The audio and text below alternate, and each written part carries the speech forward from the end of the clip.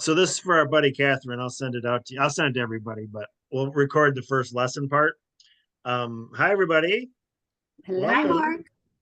All right. So we've got redoubles, which I thought was kind of a fascinating topic.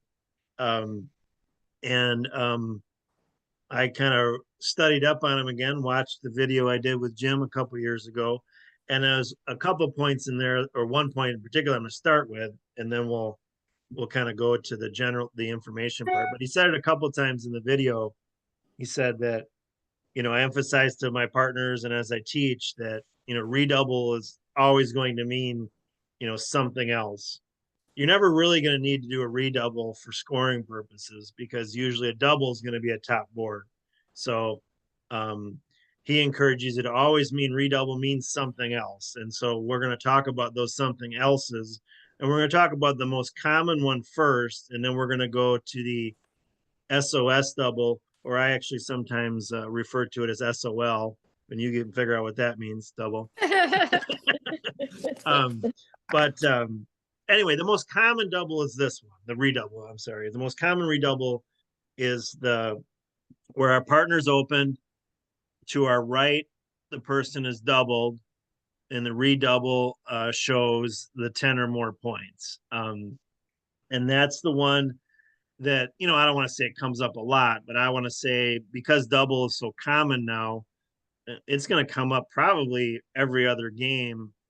Um, so we want to be aware of this one. So this one does come up on occasion, and it's basically saying it's our hand partner. They're the ones in trouble. We've got 10 or more points. You've opened. I don't know where we're going to end up, but it's our hand. And the way I look at this is um, it's our hand. We need to get, at least 100 points, if not 200 points somehow, some way. So that might be that they're doubled in a contract. That might be that we get to game, but it's somehow we're not looking to sacrifice here. We're looking that it's our hand. We have the 23 or more points. So they're the ones in trouble. All right. So is everybody comfortable with this redouble? Yes. It's only after they've doubled, right? And then we redouble to say, hey, it's our hand, partner. We can do two no trump if we wanted to show we had hearts with partner. But the redouble specifically is 10 or more points and really doesn't say a whole lot about our distribution. It just says it's our hand. The way the robots word it is they can't play anything two no trump. They can't play on double, basically, is what. So we might double for penalty later here. We might double, we might bid game, but we're the hand that's going to get the majority of the points. Okay. So let me rephrase that. I would say it comes up every other game, probably more so in a open game as opposed to a limited game, but it does come up and we want to be aware of that bid. It says, hey, it's our hand partner. Those guys are in trouble. And then we're going to move to the SOS double, which really, as presented, it makes sense. So again, we want to be able to identify it when it happens. Okay. So in this case, we've had a diamond. Our partner's overcalled a spade. It's gone pass. Now West does a double to say, hey, I've got extra over here. Say something, East. Pass. And now East pass. That's the key bid to take into account here. East, which is rarely going to happen, right? But East actually thinks they can beat one spade doubled, and that might be the case, particularly when we look at this hand, right? This hand is a void in spades, all of one high card point. So this is called an SOS double. We are in trouble, partner. It's their hand. We're going to go down in one spade. Again, we're hoping we're just going to pass every time here with South, unless this sequence happens where East passes to say they've got the mother lode in spades. We're behind. Actually, we're behind the North hand, and we are in severe trouble. So this double says anywhere else is better. I don't care what you pick, but get out of the one spade. They've got the points. They've got the hand. let's try to go to, in this case, hearts or clubs, and it lets North pick one of those two. Again, we're hoping that they bid to take us off the hook, but at this stage, we are on the hook, and we'd love to be off the hook. So if West decides to bid a suit after us, well, then North doesn't have to pick a suit or anything else. But this redouble is an SOS double. We are in trouble. We're the ones in trouble. Pick a different suit partner because spades is not our fit. All right. I would say this does not come up very often, but I do want us to identify when a redouble comes up, what will have it mean. Okay. So this is commonly referred to as an SOS double. And this is how it would be utilized. We have, I don't remember what the guideline is, but you have like this type of hand, 1 or 2 points, but you're trying to find a better fit than the spades. Spades is probably only a 5-card fit, where hearts or clubs will be at least, at least an 8-card fit probably. Partner's gonna have 3 in one of those two. Any questions about those? That? All right. Hearing none. No, it was good. I don't think I've ever seen that before. Yeah. That was good. Well, and quite frankly, I kind of teach it that way a little bit. And, do you really think you can beat him in one spade doubled? It hardly ever happens, right? But it'll actually come up the further you move along, I guess, be what I would suggest against or advise you. So I want you to be ready for these bids when they do come up. And then this one, this was the one that was the video that Jim did with me a couple years back. I don't remember how long ago, but whenever it was. Anyway, this is similar type of situation. Let me see if I can make this a little easier. So it's a similar SOS type of situation. Hey, partner, we're in trouble. And really what it does is it gives us the option, because we actually were talking about this when Ann came on the call. When you're in this sequence, either south or west, either one of the hands can do a transfer still. But what Jim proposes with this bid, the great escape, is that you try to end up at 2 clubs or 2 diamonds, as opposed to 3 clubs or 3 diamonds. So if either one of these hands had a transfer to a major, they could still do it. But this redouble here, again, is going to have a specific meaning.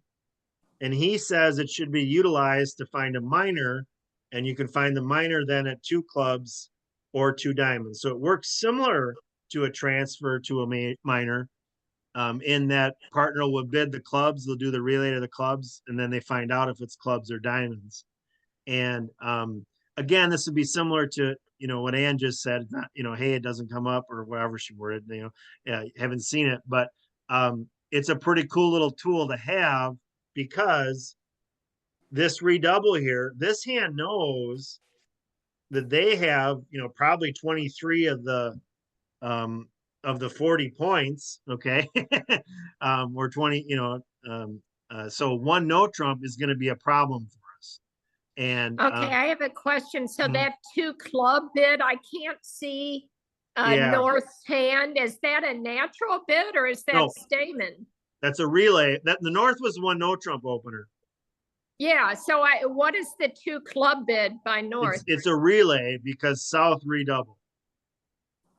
Okay. 1 no trump. I've never heard of the 2 club relay though. Usually 2 spades is a relay to the minors, right? So right. It's because of this redouble here.